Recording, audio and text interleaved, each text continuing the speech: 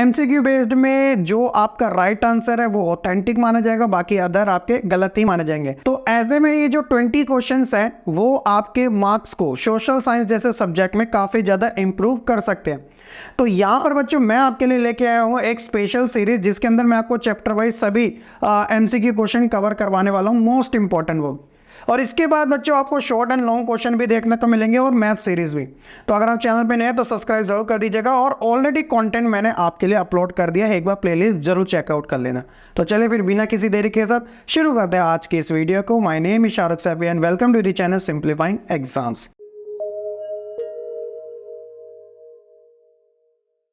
सो chapter है बच्चों हमारा सिविक्स का फर्स्ट, पावर शेयरिंग, जो कि काफ़ी ज़्यादा इजी और आपको काफ़ी अच्छे से भी आता है। लेट्स सी कि आपके टोटल 20 आउट ऑफ कितने सही बनते हैं, कमेंट सेक्शन में ज़रूर बताना।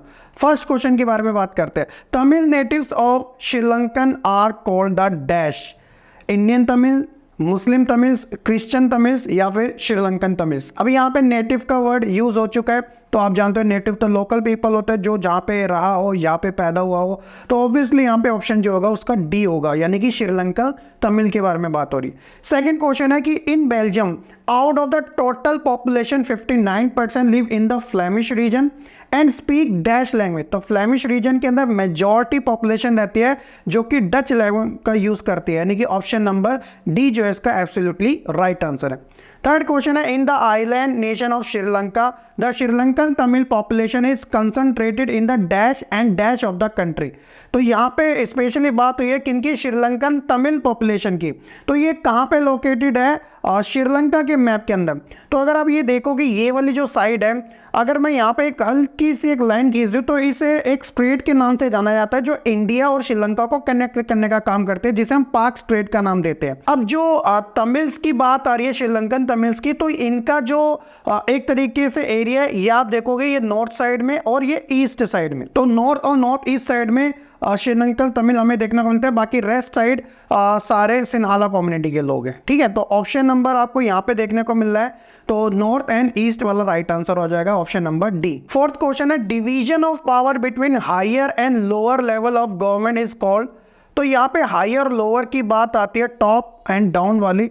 तो इसमें हम दो तरीके से समझते हैं। एक होती है बिल्कुल वर्टिकल पावर जो बिल्कुल स्ट्रेट होती है, एक होती है हॉरिजॉन्टल पावर जो बिल्कुल फ्लैट होती है। तो हॉरिजॉन्टल पावर में तो आप कह सकते हो कि इक्वल पावर डिस्ट्रीब्यूटेड की जाती है, लेकिन वर्टिकल में क्या होता है, टॉप टू बॉटम होती है।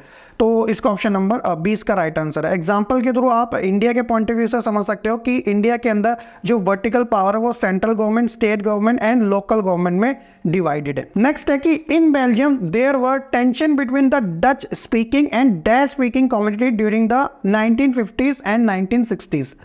तो स्पेशली इन टाइम पे दो कम्युनिटी के बीच में जो टेंशन थी वो क्रिएट होना शुरू हो गई थी। तो एक तो आपको ऑलरेडी बताई गई है क्वेश्चन में डच स्पीकिंग, तो सेकंड है ऑब्वियसली वो है फ्रेंच, क्योंकि जर्मन का तो इतना रोल नहीं था क्योंकि वो 1% थे, लेकिन फ्रेंच का जरूर था। सिक्स्थ क्वेश्चन है which two language are generally spoken in Belgium. तो बेल्जियम के अंदर मेजरली हम 3 कम्युनिटी के बारे में कवर करते हैं, लेकिन जो मेन कॉन्फ्लिक्ट था जो हुआ नहीं था लेकिन आसार पूरे थे, तो वो हमें डच एंड फ्रेंच कम्युनिटी के बीच में देखने को मिलता है। तो ऑप्शन नंबर डी इसका एब्सोल्युटली राइट आंसर है। नेक्स्ट क्वेश्चन है most of the Sinhala speaking people of Sri Lanka are dash. तो ऑब्वियसली यहाँ पे जो रिलीजन था, जो मेजॉरिटी पॉपुलेशन थी वो सिन्हाला की थी, तो रिलीजन भी बुद्धिज्म को ज़्यादा प्रमोट किया जाता था क्योंकि सिन्हाला लोग बुद्धिज्म को ही फॉलो करते थे। ऑप्शन नंबर सी इसका एब्सोल्युटली राइट आंसर है। नेक्स्ट क्वेश्चन है a system of checks and balance is another name for which one of the following power sharing arrangement. तो चेक्स एंड बैलेंस को जब बात आएगी तो इसमें इक्वल पावर की बात आती है, और इक्वल पावर मैंने अभी आपको बताया था कि वर्टिकल में तो टॉप टू बॉटम होती है, लेकिन हॉरिजॉन्टल पावर में हमें क्या देखने को मिलता है कि इक्वल पावर डिस्ट्रीब्यूटेड होती है। तो इसका जो एक्चुअल में राइट आंसर होगा वो होगा option number C, horizontal division of power या फिर power share among the different organ of the government. For example India के अंदर आप देखोगे गवर्नमेंट के जो डिफरेंट ऑर्गन है जिसके अंदर लेजिस्लेचर, एग्जीक्यूटिव एंड जुडिशरी तीनों अपने आप में इंडिपेंडेंट है और सबकी अपनी अपनी खुद की इक्वल पावर है। लेकिन अगर मैं यहाँ पे स्टेट और सेंटर और लोकल की बात कर लूँ तो यहाँ पे पावर क्या हो जाती है, डिवाइडेड हो जाती है, यानी कि किसी के पास ज़्यादा तो किसी के पास कम। होप्स हो गया बच्चों आप चेक्स एंड बैलेंसेस के बारे में अच्छे से समझ चुके होंगे।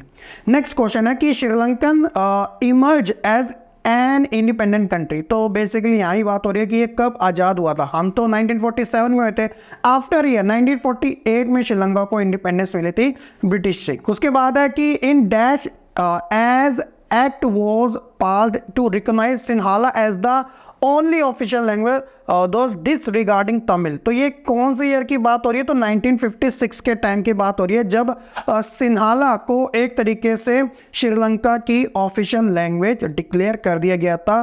और आप कह सकते हो कि तमिल को पूरी तरीके से नेगलेक्ट किया जा रहा था, क्योंकि आप देखोगे वहाँ पे जो मेजॉरिटी गवर्नमेंट थी वो सिन्हाला की ही थी। तो इसी वजह से उन्होंने वहाँ पे मेजोरिटेरिज्म का कॉन्सेप्ट को फॉलो भी किया था। हालांकि आगे चल के इसके जो कॉन्सिक्वेंसेस थे वो बिल्कुल भी फेवर में नहीं थे। नेक्स्ट है पावर शेयरिंग इज डैश। तो अगर आपने टाइप्स ऑफ पावर शेयरिंग में पढ़ा होगा तो 2 टाइप्स के मैंने आपको बताए थे चैप्टर में। एक होता है प्रूडेंशियल और दूसरा होता है मोरल। तो मोरल में आप बात करते हो स्पिरिट की, तो पावर शेयरिंग क्या है? द स्पिरिट ऑफ डेमोक्रेसी, यानी कि ये डेमोक्रेसी के लिए अच्छा रहता है काफ़ी ज़्यादा। तो ऑप्शन नंबर ए बिल्कुल ठीक आंसर है इसका। नेक्स्ट है कि the amendment constitution of Belgium prescribe that the number of dash and French speaking minister shall be equal in the central government. अब जैसा कि आपने पढ़ा होगा कि जब बात आई थी बेल्जियम के अंदर पावर शेयर करने की, तो उन्होंने 4 टाइप के अमेंडमेंट्स किए थे। उन अमेंडमेंट्स में एक अमेंडमेंट ये भी था कि फ्रेंच स्पीकिंग और साथ ही Dutch speaking, option number B इसका राइट आंसर है, इनके जो मिनिस्टर होंगे वो इक्वल तरीके से सेंट्रल गवर्नमेंट में रिप्रेजेंट किए जाएंगे। तो हालांकि मेजॉरिटी में 59% डच कम्युनिटी के थे, बट फिर भी आप देखोगे कि उन्होंने फ्रेंच कम्युनिटी के लोगों को एक तरीके से इनवाइट किया था इक्वल स्टेटस देके सेंट्रल लेवल पे उनके मिनिस्टर को। तो ऐसे में ज़रूरी नहीं है कि आप सिर्फ वन साइडेड पढ़ो, क्योंकि सेकेंड अमेंडमेंट ये भी था जो उसकी कैपिटल है ब्रुसेल्स, वहाँ पे 80-20 का रेशियो था, 80% फ्रेंच थे और 20% डच थे। तो उन्होंने बोला कि सेंट्रल लेवल पे आपने हमें इक्वल परसेंटेज दी है, तो हम एक तरीके से कैपिटल लेवल पे ब्रुसेल्स में इक्वल तरीके की परसेंटेज दे देंगे, यानी कि 50% रहेंगे डच और 50% रहेंगे फ्रेंच। तो कितना अच्छा कोऑर्डिनेशन दोनों के बीच हो रहा है, यानी कि यहाँ आप देख सकते हो पावर शेयरिंग पूरी तरीके से इंप्लीमेंट की जा रही है। नेक्स्ट क्वेश्चन है which major social group constituted the largest share of the population of Sri Lanka. तो ऑब्वियसली बड़ा सिंपल सा आंसर हो जाएगा, मुस्लिम नहीं हो सकते, श्रीलंकन तमिल वैसे ही नहीं हो सकते, इंडियन तमिल है ही नहीं क्योंकि उसी का पार्ट थे। तो ऑप्शन नंबर ए जो है वो है सिन्हाला कम्युनिटी के लोग। उसके बाद है कि how many people speak French and Dutch in the capital city of Brussels. तो ब्रुसेल्स के अंदर हमने बात करी थी ना कि जो लोग बेल्जियम के अंदर माइनॉरिटी में थे अब वो मेजॉरिटी में हो जाते हैं कैपिटल में, तो जो रेशियो होता है वो बिल्कुल चेंज हो जाता है, यानी कि 80-20 का। अब बच्चा इसमें भी थोड़ा बहुत कंफ्यूज हो जाता है, क्या 80% डच थे, क्या 80% फ्रेंच थे। तो अगर आप ध्यान से उन चीज़ों को देखोगे समझोगे तो आपको पता चलेगा option number C absolutely right answer है, यानी कि 80% फ्रेंच जो थे वो मेजॉरिटी में हो जाते हैं ब्रुसेल्स के अंदर, और 20% डच जो है जो मेजॉरिटी में थे बेल्जियम में अब वो कैपिटल में माइनॉरिटी में आ जाते हैं। तो ये रेशियो रहता है, ऑप्शन नंबर सी इसका ठीक आंसर है। क्वेश्चन नंबर 15 है how many times leaders of Belgium amendment their constitution. तो मैंने आपको बताया था कि 4 टाइम्स किया था, तो 4 टाइम्स में आप देख सकते हो ऑप्शन में आपको इजीली मिल गया, तो आराम से ऑप्शन नंबर सी इसका राइट आंसर हो जाता है। नेक्स्ट है कि विच community was rich and powerful in Belgium. अब हो सकता है कि कंफ्यूजन यहाँ पर भी क्रिएट हो जाए, आपको ऐसा फील होगा कि डच तो मेजॉरिटी में थे तो ऑब्वियसली यही रिच होंगे, नहीं ऐसा नहीं था। टेंशन क्रिएट होने का मतलब भी ये था 1950s एंड 1960s में कि जो फ्रेंच कम्युनिटी के लोग थे वो क्या थे, नंबर ऑफ पॉपुलेशन में कम थे as compare to Dutch community के लोगों से, बट उनके पास एक स्पेशल चीज़ थी, वो ये थी कि वो एजुकेशनली काफ़ी ज़्यादा स्ट्रॉन्ग भी थे और स्टेटस के मामले भी वो डच कम्युनिटी के लोगों से काफ़ी ज़्यादा स्ट्रॉन्ग थे, यानी कि फाइनेंशियली वो स्ट्रॉन्ग थे। So that's a reason option number B जो है वो बिल्कुल राइट आंसर हो जाएगा, फ्रेंच कम्युनिटी के। ठीक है, क्वेश्चन नंबर 17 है where is the parliament of European Union. अब यूरोपियन यूनियन आप जानते हो एक यूनियन है जो अपने आप में एक कह सकते हो कि डिटेल टॉपिक है, बट इसका जो पार्लियामेंट है वो हमें बेल्जियम कंट्री के अंदर ही देखने को मिलता है। बेसिकली इसके अंदर 28 कंट्री के समथिंग मेंबर हैं और इसकी जो शुरुआत थी वो 1992 से हुई थी। हालांकि जो इसका बेस था वो आफ्टर सेकेंड वर्ल्ड वॉर के बाद ही बनना शुरू हो गया था, बट फाइनली 90s के डेकेड में ये एक तरीके से स्टैब्लिश भी हो गई थी। अपने आप में आज के समय काफ़ी पावरफुल यूनियन है। क्वेश्चन नंबर 18 की अगर बात आए which of the following statement about power sharing is fall. तो गलत आपको आइडेंटिफाई करनी है। अब गलत में क्या होता है, सबसे पहले अगर आप देखते हो कि ऑल ऑफ द अबव तीनों गलत है, तो तीनों गलत में आप सबसे पहले पहला अगर आप रीड आउट करोगे तो उससे आपको यहीं से पता चल जाएगा। Power sharing helps in reducing the conflict between social group, ये प्रूडेंशियल रीजन भी माना जाता है, ठीक है। तो ये तो बिल्कुल ठीक बात है। तो जब ये सही हो गया तो गलत तो सारे हो नहीं सकते, तो इस वजह से आप फर्स्ट एंड फोर्थ इसे कट कर सकते हो। Power sharing is a good way to establish political order, ये भी ठीक है। अब जब बच्चा एक है कि power sharing is not the spirit of democracy, बल्कि यहाँ पे नॉट जो वर्ड है वो यूज हो चुका है, सो दैट्स अ रीजन ये फॉल्स हो जाता है। ऑप्शन नंबर सी इसका राइट आंसर है।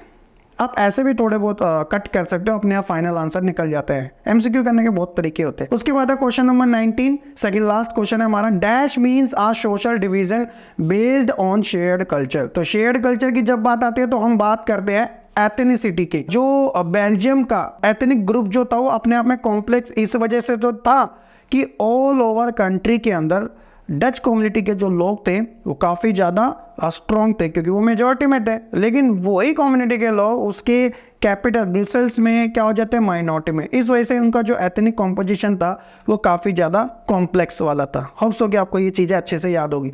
लास्ट क्वेश्चन है, dash is a believe that the majority community should be able to rule our country in whichever way it wants by disregarding the wishes and needs of the minority। तो बड़ा ही simple सा है। श्रीलंका के case में आपने पढ़ा था majoritarianism को लेके, जिसमें सिन्हाला कम्युनिटी के लोगों के लिए जॉब अपॉर्चुनिटी हो या फिर एजुकेशनल प्रोवाइड करवाना हो या फिर उनके रिलीजन बुद्धिज्म को प्रोटेक्ट करने की बात हो, ये सारी चीज़ें एक ही कम्युनिटी के फेवर में की जा रही है जो कि मेजोरिटी में है, और जो कि माइनॉरिटी में उन्हें पूरी तरीके से नेगलेक्ट किया जा रहा है। तो ये मेजोरिटेरिज्म का कॉन्सेप्ट होता है। तो ये थे बच्चों हमारे टॉप 20 क्वेश्चन पावर शेयरिंग से रिलेटेड। होप्स हो कि आपको काफी अच्छे तरीके से समझ आ चुके होंगे। नेक्स्ट हम बात करेंगे आपके चैप्टर नंबर 2 फेडरलिज्म से related most important multiple choice questions के बारे में। बाकी मिलते हैं हम अपनी नेक्स्ट वीडियो में, तब तक के लिए खुश रहे, पढ़ते रहे और ऐसे ही आगे बढ़ते रहे।